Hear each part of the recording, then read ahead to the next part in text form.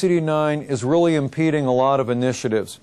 Clearly, Medicare wants to go to quality-based payment. They need to measure quality, safety, and efficacy more. The research community is demanding ICD-10. Those who do a lot of clinical research can't wait because they're going to be able to do a lot of claims-based research very rapidly, inexpensively, using intelligent information systems. Tracking public health. I'll mention this one. Anybody remember about 2 years ago there was an outbreak of a potentially fatal GI thing in Northern Europe? I think it was linked to like contaminated sprouts. It was a really unusual bug or something. But what I was talking to somebody from over there and they said, well, yeah, the reason that we knew it so quickly was because of ICD-10. It has the granularity that they noticed a very sudden increase in a small subset of codes that you don't usually see. In the United States, it would have gone unidentified probably until several hundred or several thousand people had died. But they picked it up very quickly, and that was their argument as to the benefit. I mentioned the policy issues and payment systems, monitoring health resource utilization, but the big one is preventing and detecting healthcare fraud. Okay, why is it necessary at this time? I think you all know we're moving toward value-based purchasing, going after fraud. The whole issue of pay for performance, they require the granularity. Reporting of quality measures, supporting comprehensive quality data reporting, complications and tracking outcomes. Our current complication reporting system is really bad, and I'm going to talk about it tomorrow morning at the surgery group in the morning. But they are actually coming up with some codes that allow you not to code things as complications that aren't. And I'll talk about strategies right now to protect yourself because it's become a huge issue. Globally, it's all about biosurveillance. So let's get into the detail. What is the difference between ICD-9 and ICD-10? And I love this office. Have you ever seen an office with paper charts that look exactly like that? I mean, those are beautiful. Okay, ICD-9 has 13,500 diagnosis codes and 4,000 procedure codes. ICD-10 has a few more. I actually did counts this week because I got in an argument with somebody about how many codes there actually were. So I've counted them this week. There are 69,833 diagnosis codes under ICD-10 and 71,918 procedure codes. Now notice we're going from 4,000 procedure codes to 71,000. You think those are more detailed and more comprehensive? Characteristics. The codes are now much more specific. They're using not only numbers like we did in ICD-9, but they've added in the whole alphabetical character set. So they're going from basically 10 possible characters for digit to 36. That's why they can have a much more complex system. By the way, I love ICD-10 coding. It makes a lot more sense to me. Now, when I took the exam for coding certification last fall, I almost failed. Now, don't tell your coders this, but that exam rivaled any exam that I took during medical school or law school for difficulty. Fortunately, they had sections on legal, regulatory, and those things, and I blew them away. When I got to coding cases, I found ICD-9 very, very difficult. Last week, I was working on ICD-10 procedural coding. It was incredibly easy for me. And I couldn't understand it, and I talked to the coder, our lead coder, and she said, it is terribly difficult for coders and very easy for physicians because it's clinical. It's a clinical system. And I'll show you how that works in a little bit. They are up to date, by the way. They are much better for specificity of what you do. Structural changes. Let me start with the diagnosis side. Currently, as you know, we have up to 5 digits for any ICD-9 diagnosis code. You can often get away with only using 3 and just leave it as kind of a general description. Each of these digits has 10 characters. Under ICD-10, there are 7 digits for each diagnosis, up to 7 digits. And as you can see, the first one is alphabetical, the second one's numeric, but the 3rd through 7th have 36 potential characters. Obviously, this would be a very dynamic system. And they actually are structured logically. And let me kind of show you how these are structured.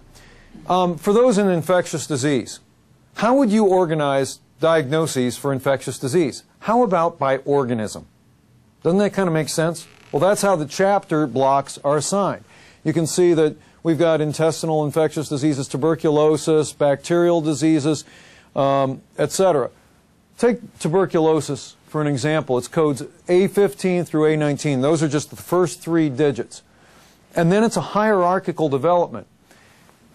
Tuberculosis. Okay, A17, that's one of those groups, is tuberculosis of the nervous system. But then it's broken down more. Tuberculous meningitis, meningeal tuberculoma, and then A17.8 is other tuberculosis of the nervous system, and there's further specificity. Tuberculoma of the brain and spinal cord, etc. Now, for somebody who deals with TB all the time, this would be a logical structure, easy to follow. Here's another example. This is oncology. Now, how would you organize oncology? What's the most rational, logical, clinical way? By the anatomy. Where is the malignancy? Is it a digestive system, skin, breast, etc.? And so there's a lot of revisions in here, but they make clinical sense. I mentioned that we're going to severity adjustment for a basis for our payment. And it's those risk factors that you want to make sure you pick up. Consider this. Under ICD-9, there are 9 codes for pressure ulcers. They show the general body region. For example, lower extremity. Now, you might not know left or right or where on the lower extremity, but it's kind of there. Under ICD-10, there are 125 codes for pressure ulcers. But they make clinical sense.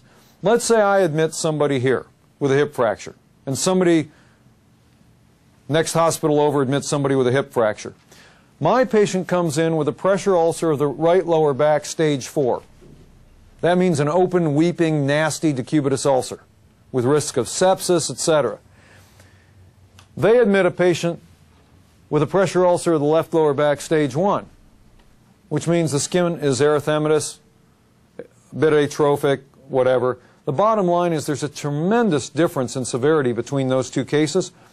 That's why they want this system, so we can show severity. And that's just a sampling of them. I have to show you this one. Any orthopedists here? Excellent. You're going to enjoy it. I'm an orthopedist. I had to show. We always get the most attention from these things. Currently, for femoral head and neck fractures, there are 12 available codes. Things like mid-cervical femoral neck fracture closed or epiphyseal fracture transcervical open.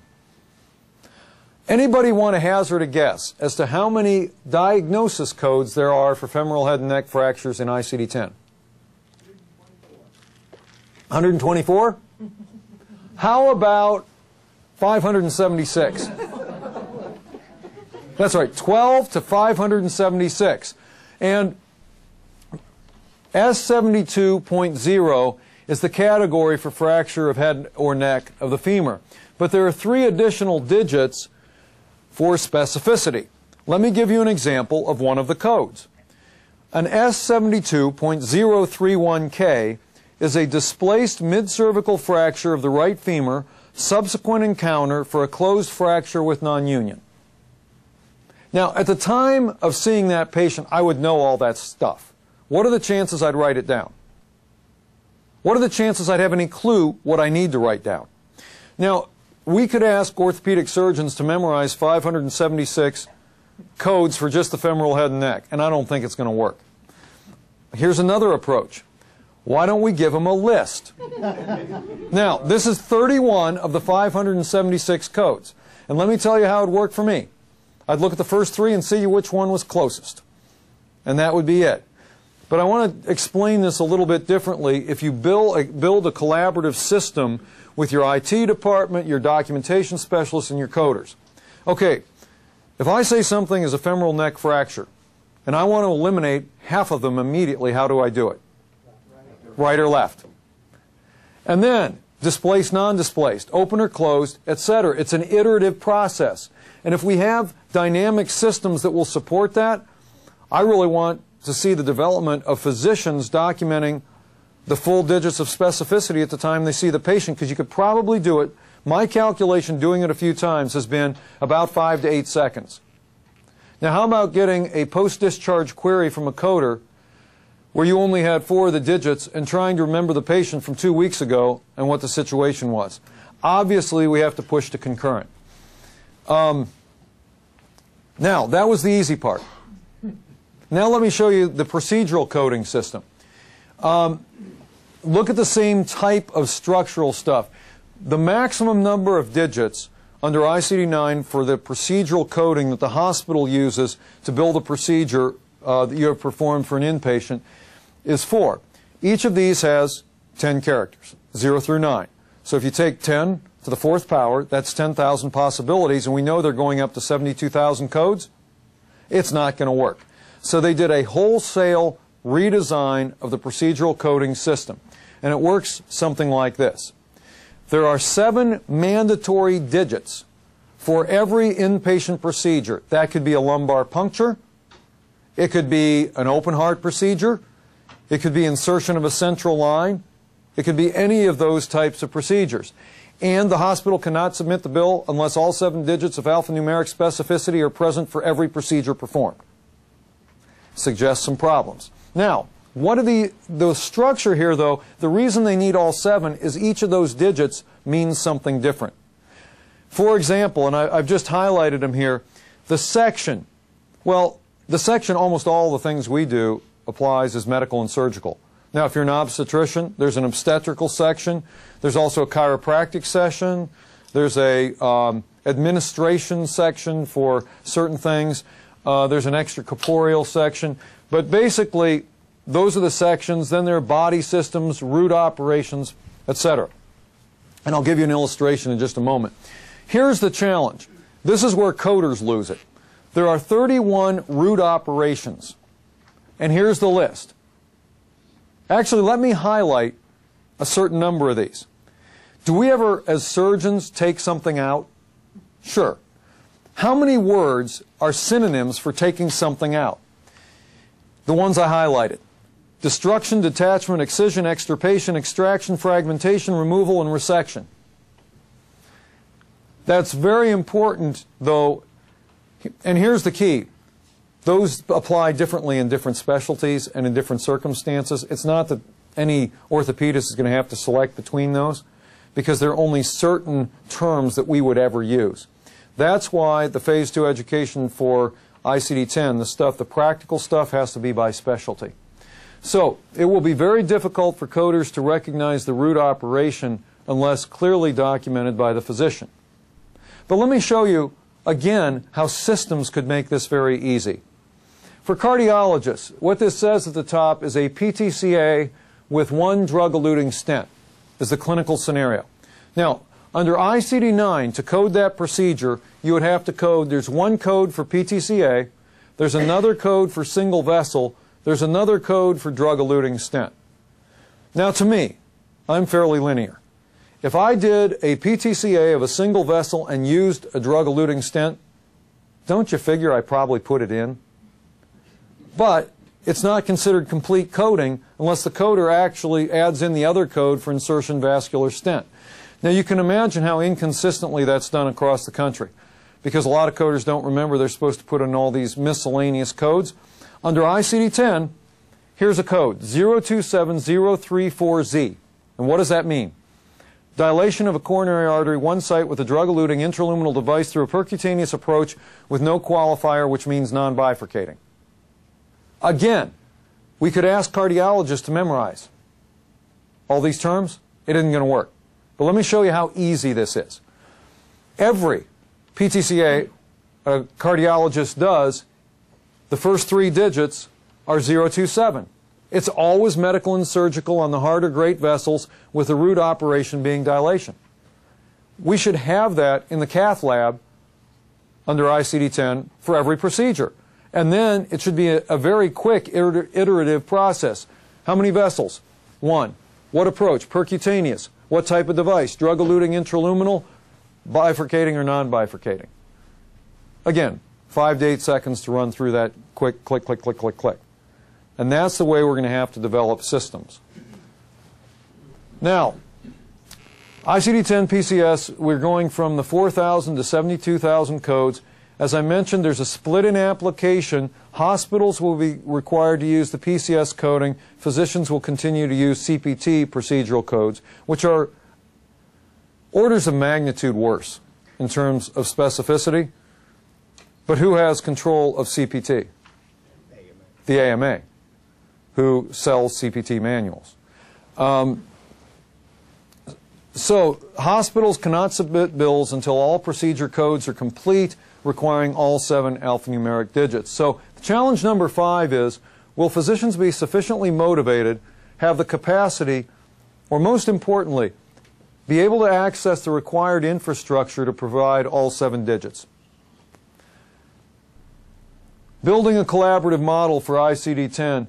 I mean, really, physician leadership needs to be involved in the planning for success under ICD-10. You have to have the necessary infrastructure for documentation success now. I mean, I know you're doing the documentation program. That's got to be really tuned up and maximally used, because if you don't have it working well under ICD-9, it's going to be very difficult under ICD-10. Physicians must have specialty-specific knowledge prior to October 1st, 2013, but not too soon. If you don't use it, you lose it. So we're talking about ways of delivering that education at the time that orthopedists, neurosurgeons, cardiac surgeons, and others actually switch over, because it'll probably have to be staggered. Now, one other point for you, office considerations. The Nachemson Group, which I'm citing on this next slide, is recognized as the best predictors of cost in a lot of these arenas. Back in 2008, they estimated the cost of implementation in the office setting for physicians. Do you know what their estimate was of the cost for a 1 to 3 member primary care group? $83,000. Now, again, that's not IT. That's retraining your staff, your billers. They're expecting 50% of the billers and coders nationally to quit rather than learn the new language. You think there's going to be a premium on those people? I was at a hospital last week, and I said, well, how are you going to handle it? And they said, we don't know.